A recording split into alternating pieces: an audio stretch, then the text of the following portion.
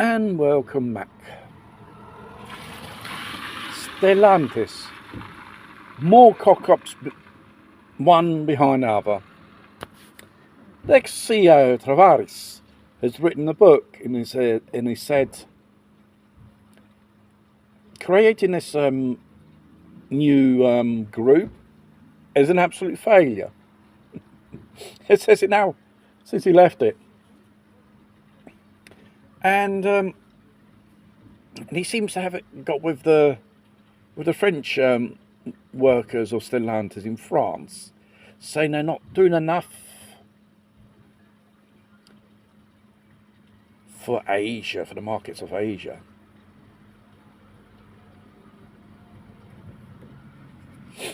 Well, the fact is, making profits or utilities at all costs really cutting costs of production in a really radical way, which more work loads for the employees in the face of assembling or producing these first models of vehicles, and even the quality of the vehicle itself, components used, which is absolutely crap. And obviously there's been recalls of various models, and even recent ones as well. We were talking about 750,000 recalls. And in France, the French government have opened up a criminal inquiry regarding the Portec engine. So they knew these engines were crap, and it's an absolute economical suicide in the name of cut costing. But at the end of the day, the product itself doesn't cost you any less. It's certainly gone up because they eliminated city cars, and they tend to have SUVs, because a city car and SUV has the same production cost. But with SUV, you have more of a margin of a profit on the final sale for every individual vehicle sold. And the fact this badge engineering thing, which, whether it's a Lancia, Alfa, Fiat, Opel, Peugeot, Citroën, have the platform in common and even engines in common. And the new Alfa Romeo Junior, which is produced in Poland, is all Peugeot 208. The only thing of the Alfa Romeo is a badge.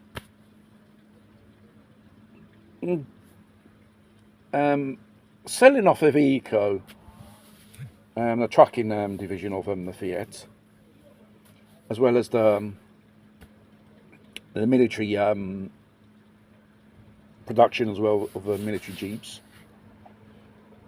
to Tata, which was a very, very big mistake, even though the military part has remained in Italy, and it was sold to Leonardo, which is into defence and stuff like that, selling off of that. And selling off even the multi-jet engine project and the 2000cc diesel, which Tata's vehicles like the Safari, for many years they hadn't used. They bought the licence, so you could find these engines in your Jaguar or Land Rovers in the near future. You never know. Well, it's a change of those shit engines which are called Ingenio or Ingenious or whatever shit is about that. When it comes to 150,000 kilometres, the engine is totally disintegrating. You throw the fucking thing away. It costs more to repair the fucking thing than what the car's worth. And this is the fact with Stellantis.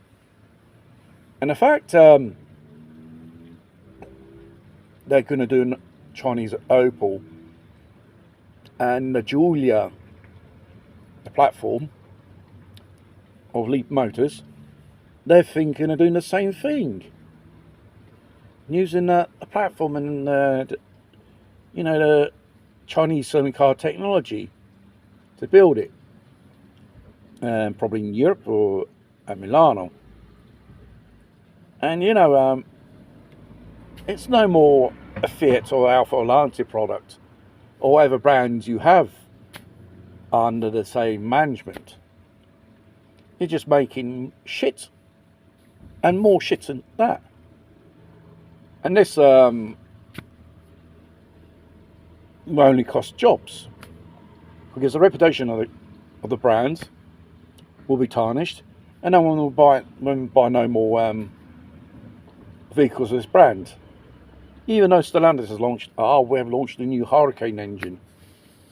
I have my doubts about that, because anything until now Stellantis produced a very cheap British Leyland style vehicles. Let's face it, British Leyland, they had multi-brands, but every single brand and model had its own engine. Probably mainly use the same type of platform, or at least that was something.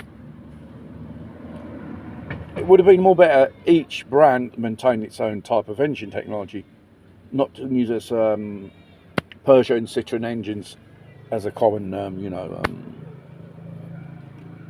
standard for car manufacturing.